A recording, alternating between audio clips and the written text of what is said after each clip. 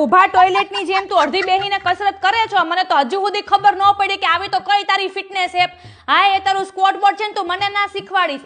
આની કરતા તો આપણું ઊભું ટોયલેટ હારું.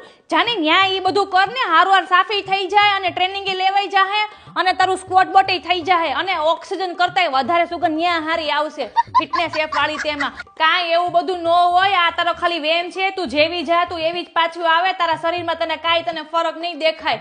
તને આટલો જ બધો ભરોસો છે ને, તો તારા ફિટનેસ એપ વાળાને કહેજે, જો એને કે મારા પપ્પાનું પેટ છે ને કે બટેકાવાળા વાળું છે, તમે અક્ષય કુમાર બનાવી દેહો તો હું કાલે તારા પપ્પાને કહું ફિટનેસ એપ જોઈન કરવાનું. અને તું આ સતરંજી પાથરીને રોજે સાપ છડીની જેમ માકડ ગોતે છો હે, કે આવી બધી કસરતો કરવી એની કરતા તું મારું સબસ્ક્રિપ્શન લે ને, બધું ફ્રી લાઈફ ટાઈમ માટે, અને બધી જાતની હું તને કસરતો આપીશ. જો કપડા, વાસણ ધોવાના, કપડા હુકવવાના, 3 ટાઈમનું જમવાનું બનાવવાનું, પછી ઘંટીએ દળાવવા જવાનું, શાક લેવા જવાનું.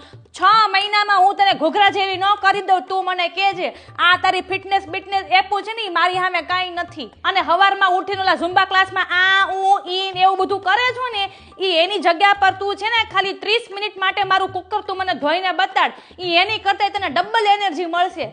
અને આ બધી ફિટનેસની બધી એપો છે ને, આ લૂંટવાના ધંધા છે.